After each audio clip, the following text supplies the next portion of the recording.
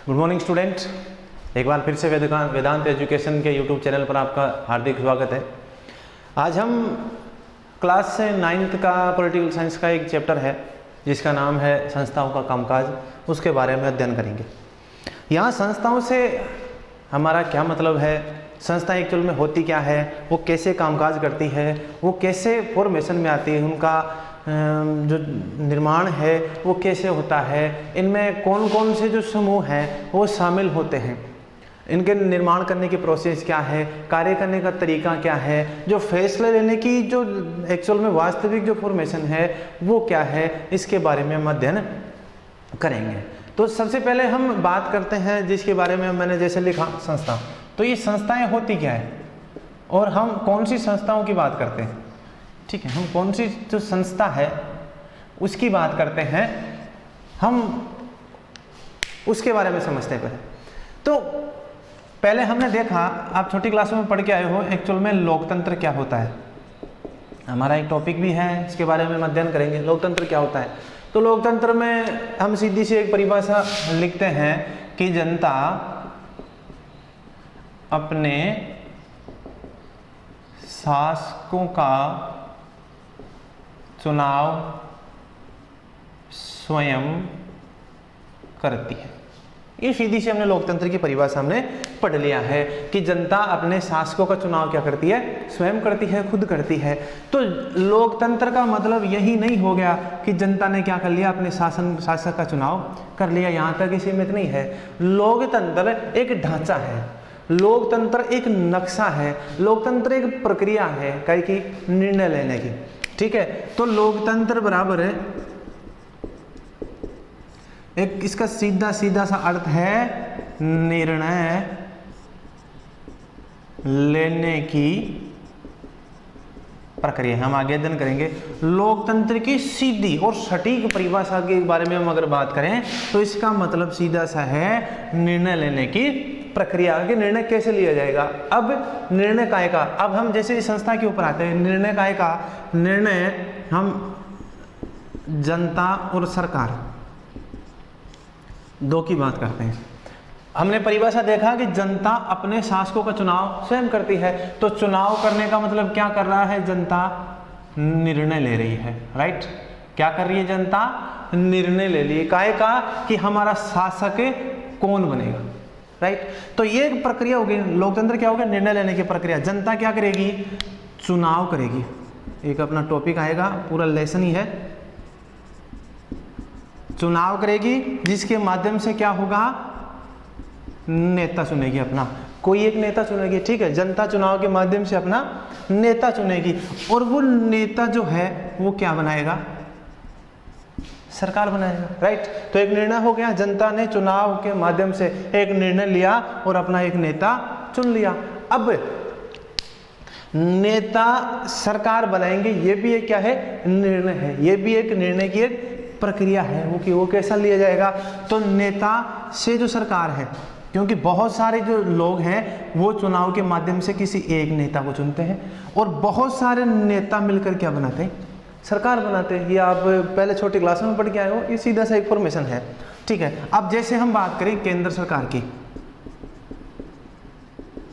ठीक है, हम बात कर लेते हैं केंद्र सरकार की, ठीक है, जिसको हम क्या कहते हैं, संघ सरकार भी कहते हैं, ठीक है, उसकी बात करते हैं। तो जनता, चुनाव हुआ, नेता चुना, नेता सरकार बनाएंगे। कैसे बनाएंगे सरकार, कि जिस पार्टी को क्या मिला, बहुमत। यहां बहुमत से क्या मतलब हुआ, बहुमत से मतलब ये हुआ कि जिस पार्टी के ज्यादा नेता चुनेंगे उसको क्या मिलेगा, बहुमत मिलेगा। कि जिस पार्टी के ज्यादा नेता को जनता ने चुनाव के माध्यम से चुना उसको मिला बहुमत, और जिसके पास बहुमत है उसकी क्या बनेगी, सरकार बनेगी। तो ये भी एक प्रक्रिया हो गया कि सरकार कैसे बनेगी, जिस पार्टी के पास क्या होगा, ज्यादा बहुमत या ज्यादा नेता होंगे, वो सरकार बनेगी, ठीक है। तो जनता, चुनाव, नेता क्या बने, इसको एक फॉर्मेशन में कर लेते हैं हम।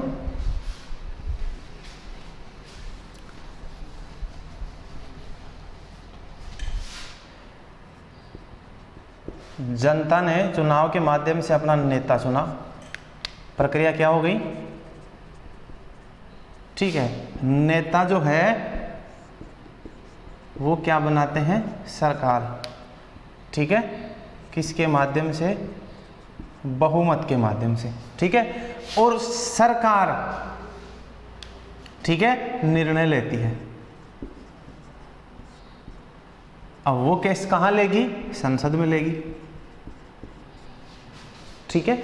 तो ये एक सीधा सीधा सा हम फॉर्मेशन देखते हैं, सीधा सीधा से एक तरीका, सीधी सीधी से एक प्रक्रिया कि जनता से जो निर्णय, वापस निर्णय, कौन से निर्णय, जो किसके हित के होंगे, वापस जनता के हित के होंगे, ठीक है। इसको हम कहेंगे नीति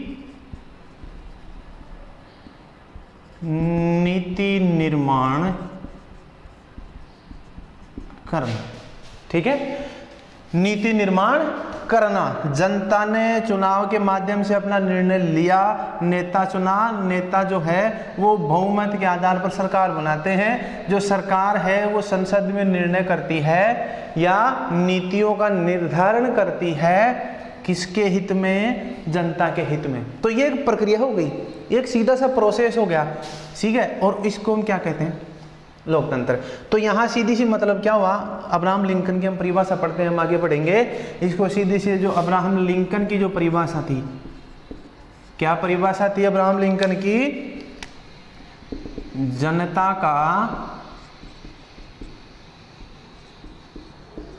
जनता द्वारा और जनता के लिए शासन क्या कहलाता है, लोकतंत्र कहलाता है, ठीक है।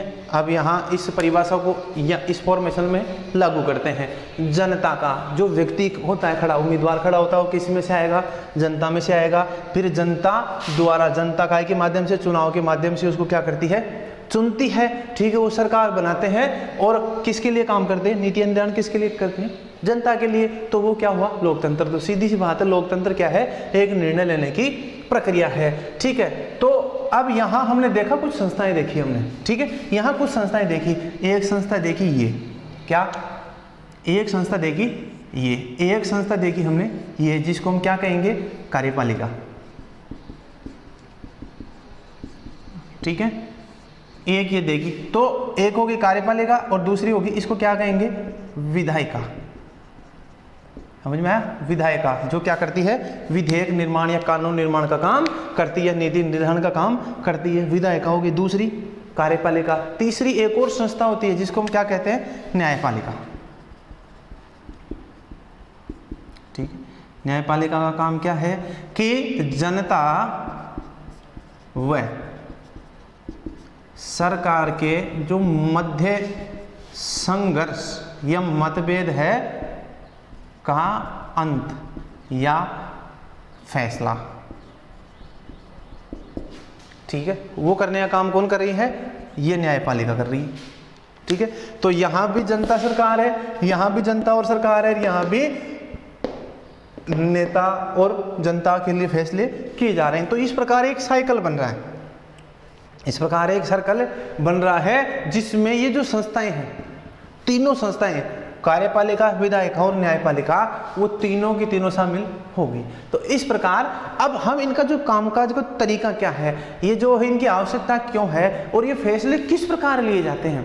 क्या डायरेक्ट ऐसा फैसला हुआ कि साहब यहाँ से जनता ने साहब अपना नेता चुन लिया, नेता सरकार बना ली और सरकार ने जो है या जो प्रतिनिधि है वो संसद में जाकर बैठे, ये फैसला कर दिया, चलो भाई ये करके ऐसा ऐसा हो गया। ये चीज़ें इतनी आसान नहीं है, इतनी संभव नहीं है। इसको एक सीधे से एक उदाहरण और एग्जाम्पल के माध्यम से हम समझने की कोशिश करते हैं। और एग्जाम्पल है कि ये जो हम इसको पढ़ेंगे कि फैसले लिए कैसे जाते हैं, ठीक है। तो जो सरकारें हैं,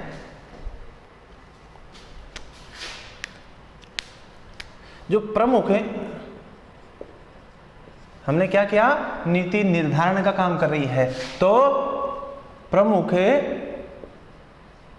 नीतिगत जो फैसले हैं वो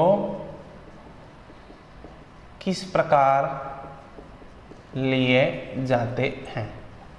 हम इन संस्थाओं की बात करते हैं, अब यहां हम जनता को शामिल नहीं करेंगे, ठीक है।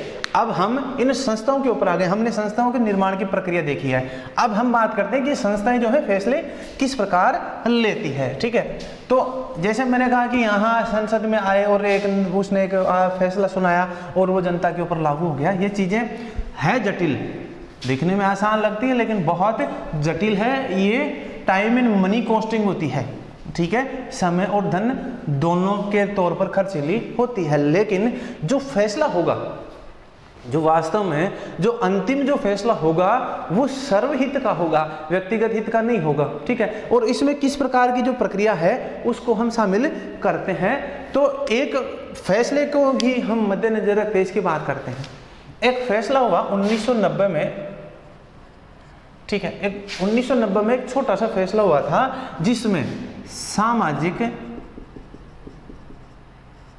इसको हम एग्जाम्पल ले रहे हैं, ठीक है, सामाजिक व शैक्षणिक रूप से पिछड़े लोगों को आरक्षण कितना था, 27%। 1990 में एक छोटा सा फैसला आया था, एक्चुअल में मैं तारीख ले देता हूं, 13 अगस्त, ठीक है। 13 अगस्त 1990 को एक कार्यालय आदेश आया, ठीक है। एक इसको हम क्या कहेंगे, कार्यालय आदेश आया। कब, 13 अगस्त 1990 को, जिसमें क्या कहा गया, सामाजिक और शैक्षणिक रूप से पिछड़े लोगों को नौकरियों में 27% क्या होगा, आरक्षण होगा, ठीक है। क्या यह फैसला इतना आसान था और इतना इजी था कि इसको इतनी जल्दी ले लिया गया? कौन कौन ने लिया? तो कार्मिक और तकनीकी जो विभाग है उसका जो मंत्री है उसके विभाग से फैसला आया। और ये फैसला एक छोटे से कागज पे था, बिल्कुल एक छोटे से कागज पर, जैसा हमारे स्कूलों में आता है, एक छोटे से कागज पर कि आज सबको सूचित किया जाता है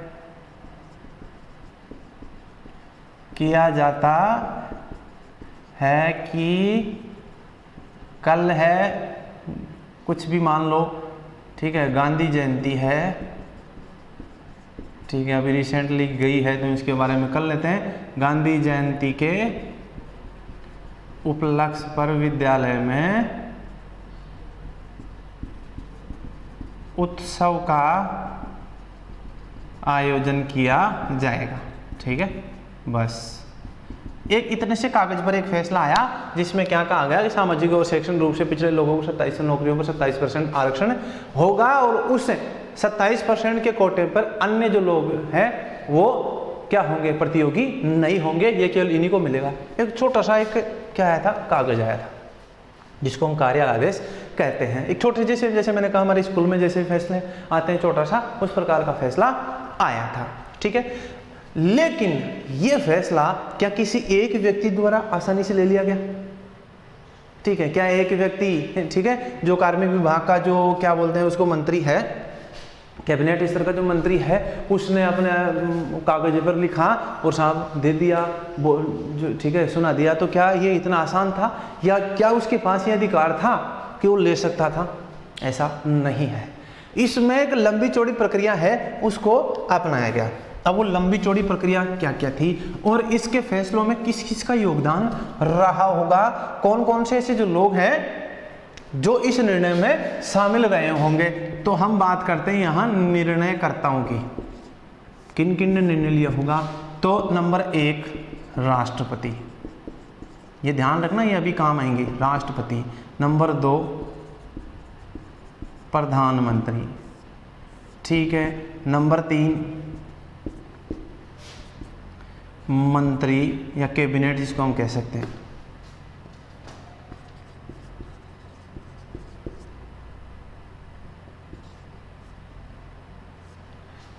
बी बड़ा ही आएगा, कैबिनेट आएगा, छोटा आएगा कि बड़ा आएगा इसमें? कैबिनेट, ठीक है। नंबर 4 संसद। संसद के भी 3 भाग हो गए, 2 अंग हो गए, लोकसभा,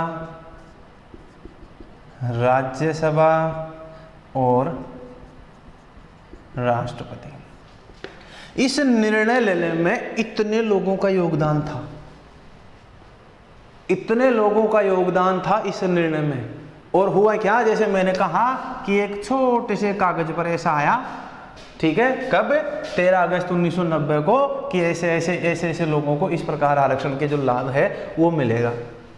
अब सवाल ये उठता है कि जैसे मैंने कहा छोटे से कागज पर, और एक पर्टिकुलर व्यक्ति जो है कार्मिक विभाग या कार्मिक मंत्रालय का जो मंत्री था उसके द्वारा ऐसा किया गया, तो इसमें आपने तो सर ना तो इसका नाम लिया, ना इसका नाम लिया, ना इसका नाम लिया और ना इसका नाम लिया।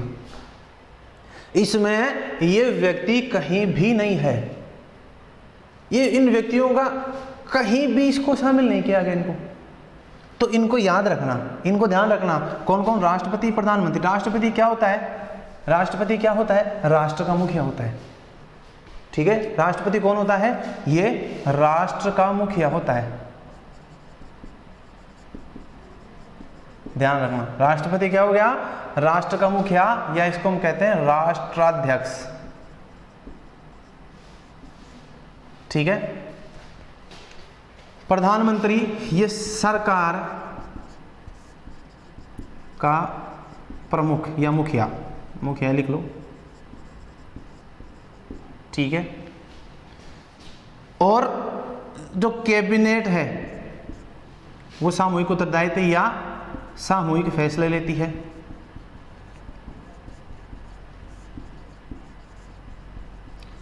ठीक है। इसका मुखिया कौन होता है, प्रधानमंत्री। प्रधानमंत्री क्या होता है, अध्यक्ष होता है, राइट।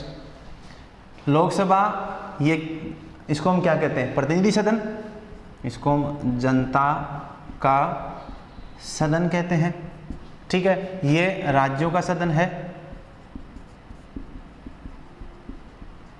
और राष्ट्रपति के बारे में अध्ययन कर लिया। अब यहाँ राष्ट्रपति और लिखने का क्या मतलब, क्योंकि राष्ट्रपति संसद का भी अभिन्न अंग होता है। संसद द्वारा कोई भी कानून बनाया जाता है तो तब कानून मान्य होता है जब उसके ऊपर राष्ट्रपति के हस्ताक्षर हो जाते हैं। तो इस प्रकार ये प्रक्रिया किसी न किसी तौर पर जरूर अपनाई होगी, किसी न किसी। जैसे मैंने कहा कि जो फैसला, जैसे स्कूल में फैसला आया कि साहब जैसे आज 1 अक्टूबर है तो ये आज आया होगा कि कल 2 अक्टूबर को गांधी जयंती का उत्सव मनाया जाएगा। अब साहब कोई भी व्यक्ति, जैसा कोई अपना विद्यालय का कोई कार्मिक है, वो खुद ले जाकर लिखकर आपको नहीं सुना सकता कि साहब कल उत्सव मनाया जाएगा। उसके लिए एक पूरी प्री प्लानिंग की होगी, ठीक है। सबसे पहले मैनेजमेंट की स्वीकृति ली गई होगी, ठीक है। डायरेक्टर सर और मैनेजमेंट की स्वीकृति ली गई होगी, या मैनेजमेंट ने आदेश दिया होगा कि कल ऐसा करना है, ठीक है। देन दूसरे स्टेप में प्रिंसिपल सर ने वो खाका बनवाया होगा किसी टीचर से या खुद ने बनाया होगा, ठीक है। तो मैनेजमेंट हो गया राष्ट्रपति, प्रिंसिपल हो गया प्रधानमंत्री, और जिसके माध्यम से कराया वो हो गई कैबिनेट, ठीक है। 2-3 लोगों से चर्चा की तो वो संसद हो गया, राइट। और फिर कोई कार्मिक ले जाकर सुनाता है या क्लास में किसी टीचर को देता है कि ये आदेश है, तो उसमें फिर कहा जाता है कि समस्त अध्यापकों और छात्रों को सूचित किया जाता है कल ऐसा उत्सव बनाया जाएगा और सबको ये काम करने हैं। तो ये जो फैसला, जिस प्रकार विद्यालय में फैसला लिया जाता है, उसी प्रकार उस फैसले को भी वैसे ही लिया गया। अब ये कैसे लिया गया, ठीक है, इसको थोड़ा सा हम समझते हैं कि क्या क्या उसकी प्रक्रिया क्या थी, किसकी, इस फैसले की क्या क्या प्रक्रिया थी। इस प्रक्रिया में जो है वो कौन कौन से विकास आए या कौन कौन से दौर आए। निर्णय प्रक्रिया क्या रही होगी 1979 में, 1979 को, ठीक है।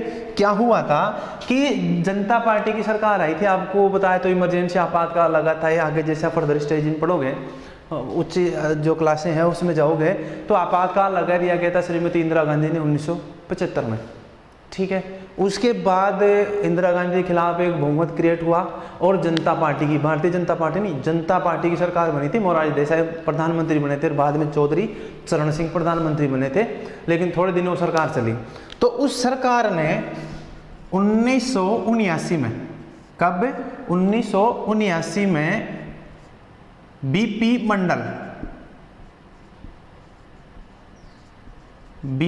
मंडल, इसका नाम है बिंदेश्वरी प्रसाद मंडल, नाम क्या है, बिंदेश्वरी प्रसाद मंडल की अध्यक्षता में एक आयोग बनाया।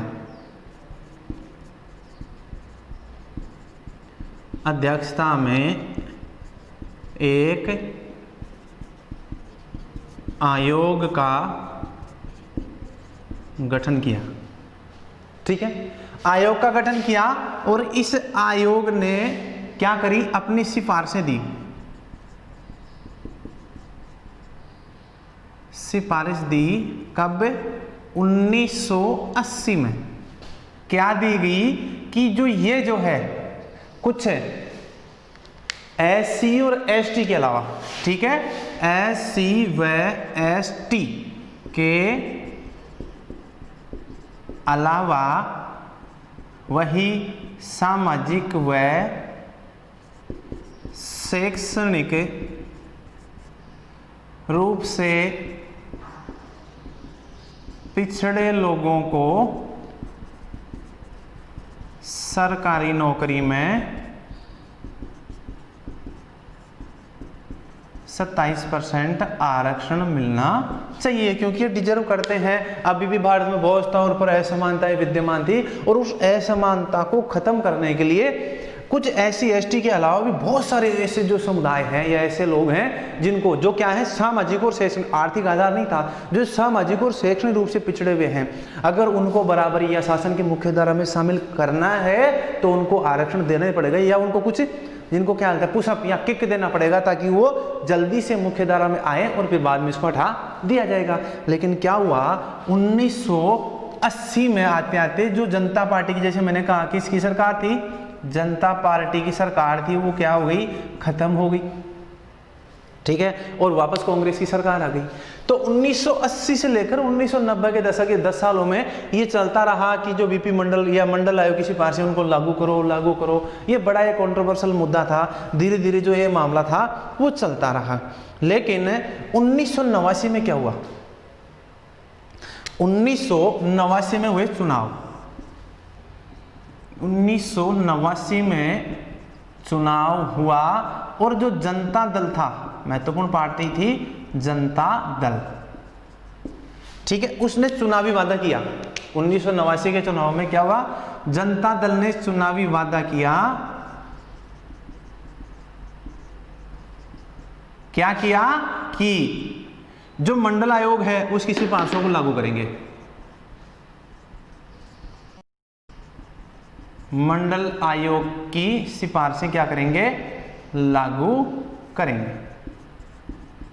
ठीक है, चुनावी वादा किया, जैसे मोदी ने किया गरीबी, वो सॉरी अपना समानता का वाला, इंदिरा गांधी ने किया था गरीबी हटाओ का, मोदी ने जैसे किया सबका साथ सबका विकास, उस प्रकार एक चुनावी वादा होता है। ठीक है, किसने, कौन सी पार्टी ने किया था, जनता दल ने। इस दल ने, हुआ क्या, इन चुनाव में जनता दल क्या हो गई, जीत गई। ठीक है, अब वो इस वादे से जीती, किसी और से जीती, लेकिन जीती, राइट। जैसे ही जीती तो प्रधानमंत्री बने वीपी सिंह। वीपी सिंह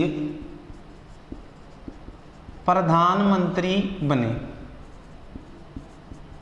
वह क्या हुआ, वीपी सिंह क्या बने, प्रधानमंत्री बन गए। वादा था कि ऐसा करेंगे, वीपी सिंह प्रधानमंत्री बने। अब प्रधानमंत्री बनते ही इस वादे को उन्होंने लागू करने का काम किया। ठीक है, तो प्रधानमंत्री बने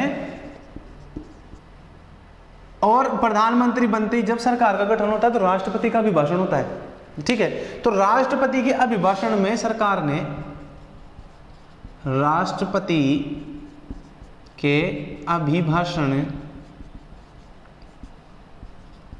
में सरकार ने इसे लागू करने का फैसला किया। ठीक है, उस अभिभाषण में ही सरकार ने अपनी मंशा जाहिर की कि इसे यहाँ इसे से मतलब क्या है, ये मंडल आयोग, इसको लागू करने का फैसला किया कि हम इसको लागू करेंगे। राइट, तो फिर क्या हुआ, कैबिनेट का फैसला हुआ। ठीक है, नेक्स्ट,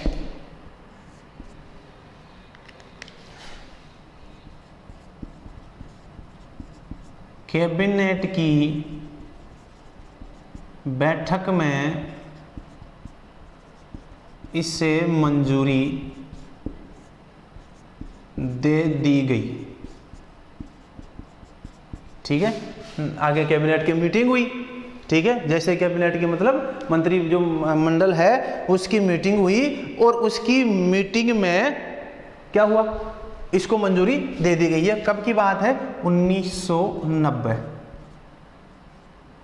ठीक है, 1990 में कैबिनेट की मीटिंग में क्या हुआ, इसको मंजूरी दे दी गई। और आगे प्रधानमंत्री कौन थे, वीपी सिंह।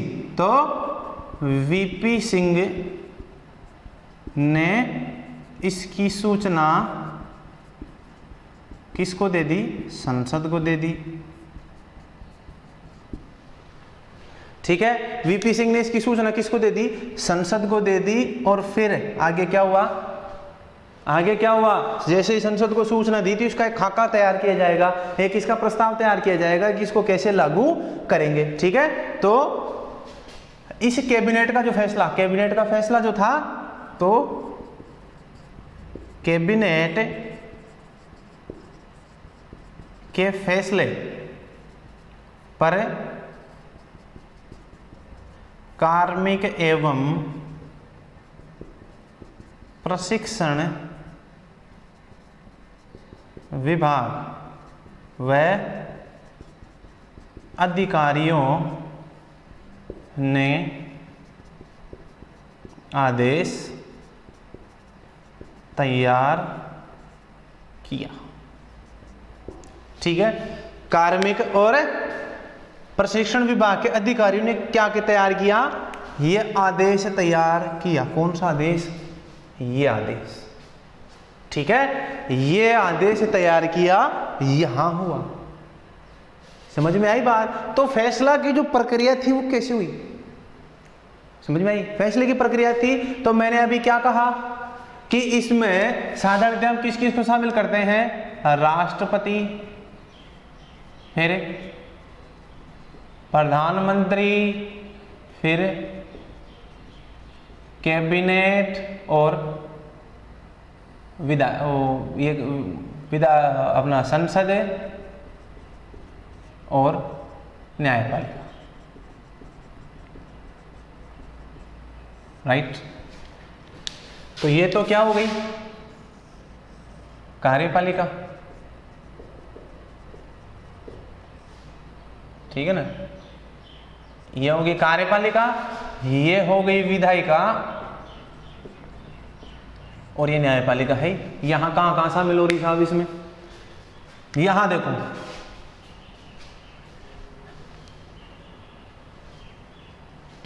राष्ट्रपति। ठीक है, आ गया राष्ट्रपति। अभिभाषण से इसकी शुरुआत हुई। वीपी सिंह कौन था, प्रधानमंत्री ये यहां लिख देता हूं, प्रधानमंत्री वीपी सिंह ने इसकी सूचना, ठीक है, इसको मिटा देते हैं। ये हो गया प्रधानमंत्री। ये क्या है, कैबिनेट, अलग से इंडिकेट कर देता हूं। ठीक है, राष्ट्रपति आ गया, प्रधानमंत्री आ गया, कैबिनेट आ गया और इसकी सूचना किसको दे दी, संसद को। तो संसद आ गया। राइट, समझ में आ रहा है सबको, आ गए सारे। तो फैसले किस प्रकार लिए गए, इनको शामिल हुआ। सवाल ये उठता है कि सर ये तो गौण है, ये कहाँ है भाई, ये तो अभी दिखाई नहीं दे रहा। न्यायपालिका अपनी कहाँ गई, न्यायपालिका तो कहीं भी दिखाई नहीं दे रही है। तो न्यायपालिका को दिखाने के लिए मैं थोड़ी सी जगह यहाँ लेता हूँ, इसको मैं मिटा देता हूँ, यहाँ लिखता हूँ निर्णय प्रक्रिया।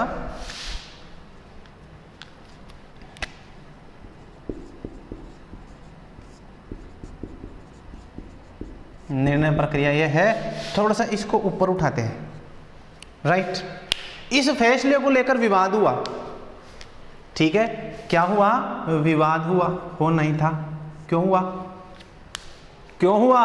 कि मैंने क्या कहा कि इस फैसले में क्या कहा गया था कि ये जो 27% जो आरक्षण है उसके ऊपर अन्य लोग प्रतियोगिता नहीं कर सकेंगे, राइट।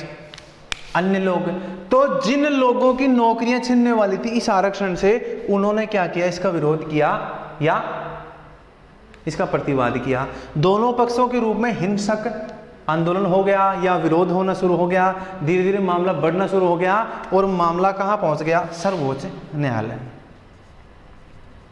मामला कहां पहुंच गया? सर्वोच्च न्यायालय में। और ये एक मामला प्रसिद्ध हुआ था इंदिरा साहनी बनाम सरकार। इंदिरा साहनी बनाम सरकार के नाम से ये एक जो फैसलों का मामला मुकदमा था सर्वोच्च न्यायालय में गया। सर्वोच्च न्यायालय के जो 11 जजों की जो खंडपीठ है उसने एक फैसला सुनाया कि जो सरकार का फैसला है, ठीक है, क्या हुआ? सरकार का जो फैसला है वो गलत नहीं है, ठीक है, लेकिन इसमें सरकार क्या करे? कुछ संशोधन करे। सरकार को क्या करना चाहिए? कुछ संशोधन करना चाहिए, ठीक है। आ गई न्यायपालिका, सर्वोच्च न्यायालय आ गया, संशोधन करना चाहिए। तो फिर कुछ संशोधन हुआ, ठीक है। इसमें सर्वोच्च न्यायालय ने हस्तक्षेप किया और इसने कैबिनेट का जो फैसला था, इसने कुछ ये अधिकारी थे या फिर जैसे मान लो प्रधानमंत्री की जो सलाह थी, इन सब ने मिलकर इसमें संशोधन किया। क्योंकि संशोधन के लिए किसने कहा? सर्वोच्च न्यायालय ने कहा कि मामला गलत नहीं है लेकिन इसमें कुछ संशोधन होना चाहिए। अब संशोधन क्यों होना चाहिए? संशोधन इसलिए होना चाहिए कि इसमें सामाजिक रूप से शैक्षणिक और पिछड़े वर्ग के लोग थे। अब सर्वोच्च न्यायालय ने कहा कि इसमें जो क्या है, जो डिजर्विंग कैंडिडेट्स हैं, ठीक है, जिनकी स्थिति अच्छी है, जो लोग अच्छी स्थिति वाले हैं, उनको क्या कर दिया जाए? इससे बाहर कर दिया जाए, ठीक है। तो सामाजिक व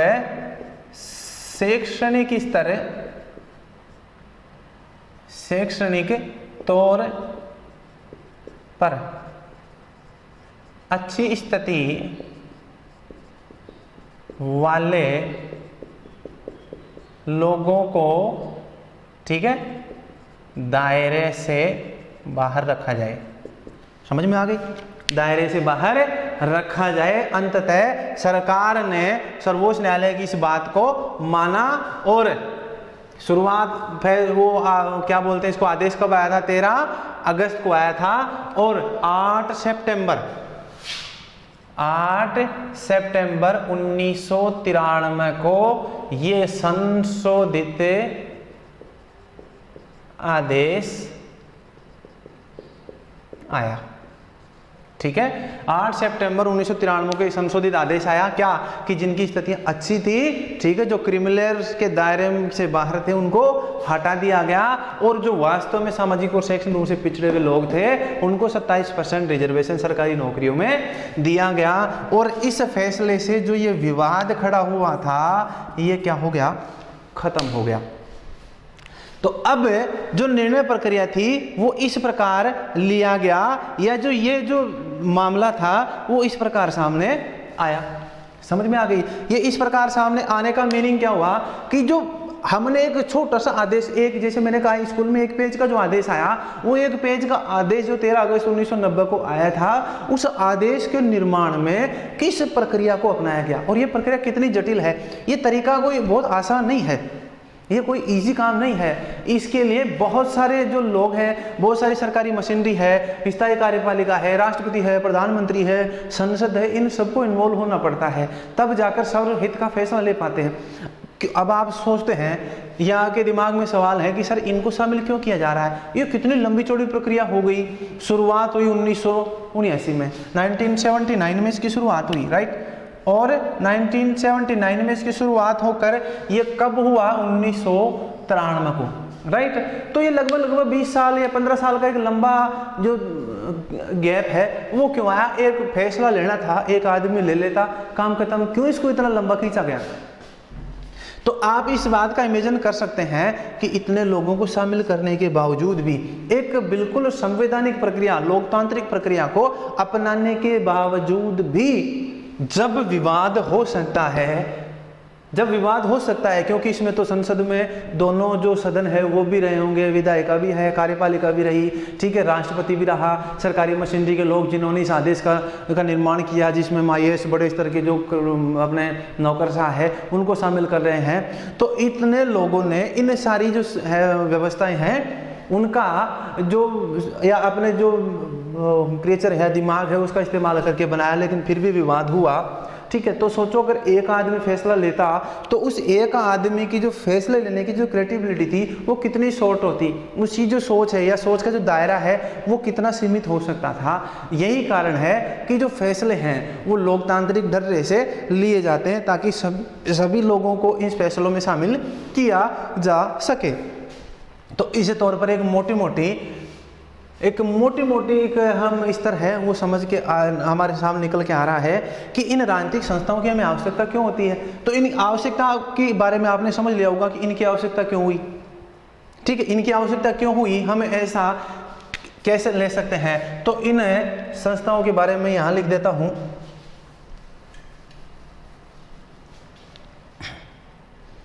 कौन कौन संस्थाओं के बारे में हमने बात की? प्रधानमंत्री व कैबिनेट, ठीक है। क्योंकि जैसे मैंने यहाँ लिखा था प्रधानमंत्री कैबिनेट का मुखिया होता है और कैबिनेट के सभी फैसले हैं वो प्रधानमंत्री की सिफारिश से ही या कैबिनेट की जितनी मीटिंग होती है प्रधानमंत्री की अध्यक्षता में ही होती है। तो एक हो गई संस्था कौन? प्रधानमंत्री और कैबिनेट। इसको हम क्या कहेंगे? कार्यपालिका कहेंगे। दूसरी हमारी जो संस्था होगी वो नौकरशाही होगी,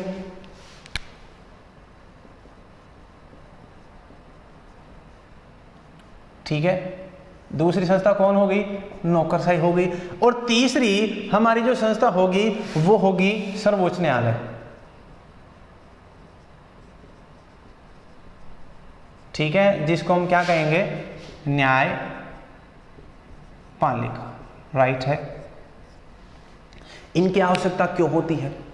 इनकी आवश्यकता इसलिए होती है कि ये क्या करते हैं? ये महत्वपूर्ण, इनका काम क्या हो गया? ये महत्वपूर्ण नीतिगत निर्णय लेते हैं। ये क्या कर रहे हैं? प्रधानमंत्री और कैबिनेट क्या कर रहा है? महत्वपूर्ण जो नीतिगत जो फैसले आते हैं, जितने भी महत्वपूर्ण नीतिगत जो फैसले हैं वो किसके द्वारा लिए जाते हैं? प्रधानमंत्री और कैबिनेट के द्वारा। नौकरशाही क्या करती है? इन फैसलों को क्या करती है? लागू करती है, फैसलों को लागू करती है, ठीक है। और अपना सर्वोच्च न्यायालय है वो क्या कर रहा है? जैसे मैंने अभी सर्वोच्च न्यायालय लिखा था यहाँ, तो सर्वोच्च न्यायालय का क्या हो गया? सरकार वह जो जनता है के मध्य विवादों का निपटारा करती है, राइट है। तो ये हो गई हमारी संस्थाएं। हमने शुरुआत संस्थाओं का कामकाज, ये हमारी संस्था हो गई। अब इनका काम तो क्या हो गया? ये हो गया काज, तरीका कैसा है, ठीक है। ये जो प्रक्रिया जिसको हमने अपनाया है, इस प्रक्रिया के लिए जो प्रयुक्त संस्थाएं हैं वो ये हो गई, ठीक है। अब इसमें हम संसद भी पढ़ेंगे और राष्ट्रपति पढ़ेंगे, राइट है। तो ये संस्थाएं होगी, संसद और राष्ट्रपति इनका हिस्सा हो गए। तो अब ये संस्थाएं होगी, इनका कार्य तो हो गया है कि ये काम करते हैं। ये तरीका क्या है या इनका कार्यक्रम का तरीका क्या होता है और ये होते क्या है एक्चुअल में? इनका चुनाव किस प्रकार होता है, ये कैबिनेट फॉर्मेशन में कैसे आती है, जो नौकरशाही है वो किस प्रकार जो है वो इनकी नियुक्ति या इनका क्या बोलते हैं अब चुनाव कैसे होता है, सर्वोच्च न्यायालय उसका गठन कैसे होता है, सर्वोच्च न्यायालय के जो फैसले हैं वो किस प्रकार लिए जाते हैं, ये अपना आप नेक्स्ट का टॉपिक है। तो इसके बारे में हम अध्ययन करेंगे। तो संसद हो गया, प्रधानमंत्री कैबिनेट हो गया, राष्ट्रपति हो गया और हमारा न्यायालय हो गया, सर्वोच्च न्यायालय जिसको हम न्यायपालिका कहते हैं। तो चार हमारे टॉपिक बचते हैं, संसद, प्रधानमंत्री, राष्ट्रपति और हमारी न्यायालय सर्वोच्च न्यायालय। तो अब इनके काम हमने पढ़ लिए। अब हम पढ़ेंगे ये होते क्या हैं और इनका फॉर्मेशन, इनका गठन किस प्रकार होता है। तो नेक्स्ट वीडियो लेक्चर है वो इस लेसन का, वो हम ये चारों जो संस्थाएं हैं उनका अध्ययन करेंगे। आज के लिए बस इतना ही। नमस्कार, जय हिंद, जय भारत, जय वेदांत।